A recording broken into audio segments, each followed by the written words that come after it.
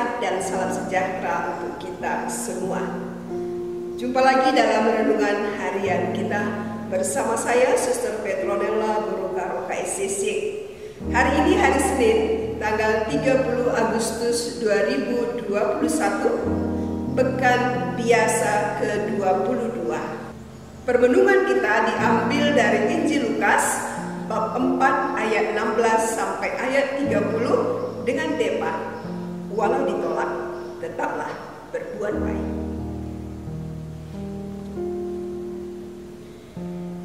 Ia datang ke Nazaret tempat ia dibesarkan, dan menurut kebiasaannya pada hari Sabat, ia masuk ke rumah ibadat.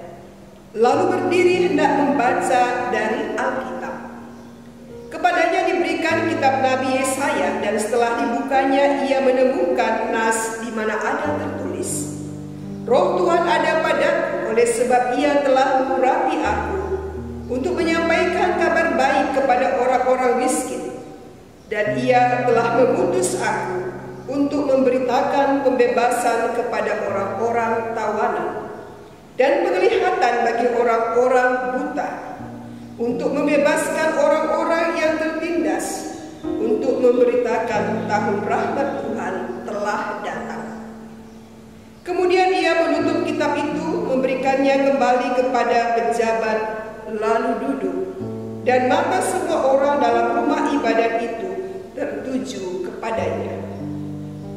Lalu ia mulai mengajar mereka, katanya, pada hari ini genaplah nas ini sewaktu kamu mendengarnya. Dan semua orang itu membenarkan dia, dan mereka heran akan kata-kata yang indah yang diucapkannya. Lalu kata mereka, bukankah ia ini anak Yusuf? Maka berkatalah ia kepada mereka, tentu kamu akan mengatakan pepatah ini kepadaku, hai tadi, sembuhkanlah dirimu sendiri.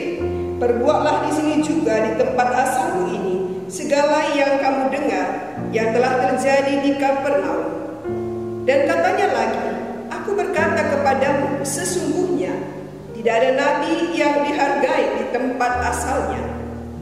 Dan aku berkata kepadamu, dan kataku ini benar, pada zaman Elia terdapat banyak perempuan janda di Israel, ketika langit tertutup selama 3 tahun dan 6 bulan, dan ketika bahaya kelaparan yang hebat menimpa seluruh negeri. Tetapi Elia diutus bukan kepada salah seorang dari mereka, melainkan kepada seorang perempuan janda di Sarfat di tanah Sidon. Dan pada zaman Nabi Elisa, banyak orang kusta di Israel, dan tidak ada seorang pun dari mereka yang ditahirkan selain daripada Naaman, orang Syria itu. Mendengar itu sangat marahlah semua orang yang di rumah ibadat itu. Mereka bangun lalu menghalau Yesus keluar kota dan membawa dia ke tebing gunung tempat kota itu terletak, untuk melemparkan dia dari tebing itu. Tetapi ia berjalan lewat dari tengah-tengah mereka lalu pergi. Demikianlah sabda Tuhan. Saudara-saudari, barangkali kita pernah punya pengalaman menyenangkan saat pulang kampung halaman. Pengalaman itu akan lebih indah dan mengesankan lagi jika kita sudah lama tidak pulang, dan ketika pulang kita sudah menjadi orang sukses. Ketika kita tiba di kampung, orang-orang akan menyambut kita, menyapa dengan ramah. Saudara-saudara akan datang ke rumah untuk berkunjung. Terjadilah perjumpaan yang hangat, banyak cerita dan canda tawa yang menggembirakan. Cerita pengalaman masa lalu, kesuksesan yang telah diraih saat ini, dan sebagainya. Orang-orang yang mendengar cerita kesuksesan kita akan terkagum-kagum, bangga, ada rasa syukur dan pujian. Saudara-saudari, hari ini dalam bacaan yang kita dengar diceritakan tentang Yesus yang pulang ke kampung halamannya, yakni Nazaret. Setelah ia dibaptis di Sungai Yordan dan berpuasa di padang gurun, dalam kuasa Roh, kembalilah Yesus ke Galilea. Ia datang ke Nazaret, tempat ia dibesarkan.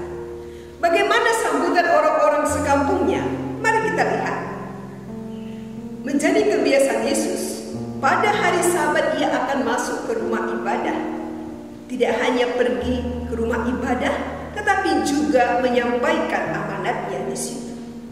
Pada waktu itu, diberikan kepadanya kitab Nabi Yesaya yang ketika dibukanya, ia menemukan nas di mana ada tertulis, Roh Tuhan ada padaku, oleh sebab ia telah mengurapi aku untuk menyampaikan kabar baik kepada orang-orang miskin.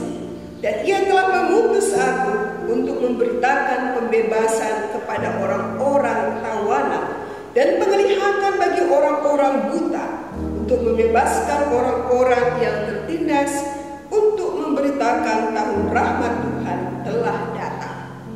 Setelah Yesus selesai membacakan nas tersebut, Yesus memberikan penjelasan singkat.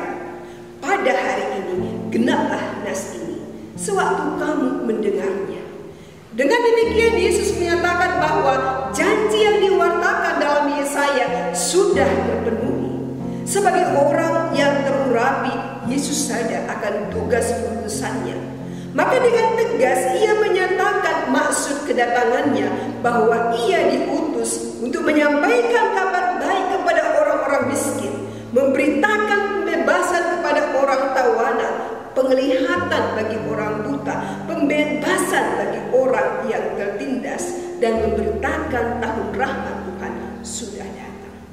Inilah yang menjadi program karya pelayanan Yesus. Bisa kita lihat dalam setiap pelayanannya, Yesus tidak pernah lepas dari apa yang dinyatakan dalam kitab Yesaya ini. Saudara-saudari, pengajaran Yesus membuat banyak orang membenarkan dia dan heran akan kata-kata yang diucapkannya. Kata-kata Yesus sangat menyenangkan dan menarik, tetapi mereka juga tidak dapat memahami bahwa tidak masuk di akal orang biasa dari kampung mereka yang keluarganya mereka kenal dengan baik berani meyakinkan mereka bahwa orang yang diurapi Tuhan menurut Nabi Yesaya adalah dirinya sendiri. Dalam bayangan mereka, Mesias tak mungkin berasal dari keluarga biasa saja seperti keluarga Yesus. Inilah alasan sehingga mereka menolak Yesus. Saudara-saudari, keraguan mereka ini mendorong Yesus untuk berbicara tentang metafor tentang tabib dari seorang nabi yang ditolak di tempat asalnya, serta kisah Elia dan Elisa yang justru diutus oleh Allah kepada orang-orang di luar Israel. Pernyataan tentang nabi yang tidak dihargai di kotanya, di tempat asalnya, rupanya menjadi gambaran yang sudah dikenal zaman itu. Gagasan penolakan ini diperkuat oleh Yesus dengan mengutip pepatah tentang tabib. Tabib dapat mengatasi kekurangan orang lain, tapi tidak dapat berbuat serupa terhadap dirinya sendiri. Kritikan ini mau meminta Yesus membuktikan di hadapan mereka keajaiban seperti yang dilakukannya di Kapernaum. Kalau tidak mampu melakukannya, maka Yesus tidak berbeda dengan tabib yang tidak mampu membuktikan keampuhan ilmunya dengan menyembuhkan dirinya sendiri. Dua kisah kelam Israel, peristiwa Elia dan Elisa. Elia diutus kepada janda Sarfat, seorang janda yang tidak berasal dari bangsa Israel, justru mengalami rahmat Allah ketika bahaya kelaparan menimpa seluruh negeri. Justru Naaman orang Syria yang disembuhkan oleh Elisa, sementara ada banyak orang Israel yang juga terkena penyakit kusta. Saudara-saudari, Yesus dikagumi banyak orang, tetapi ditolak oleh orang-orang sekampungnya.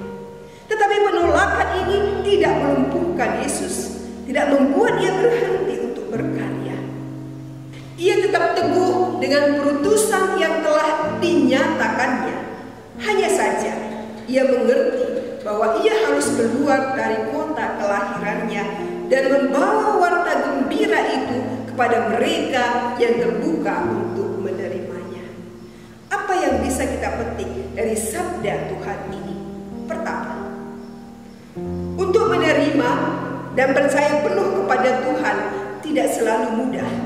Kadang awalnya kita begitu kagum, percaya, mengimani, namun dalam perjalanan waktu, karena berbagai hal kita menjadi ragu dan kurang percaya.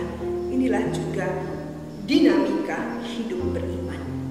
Namun yang penting adalah jangan sampai kita menolak Tuhan, apalagi mengusirnya dari kehidupan kita. Karena jika demikian, kita tidak akan mengalami rahmat Tuhan itu.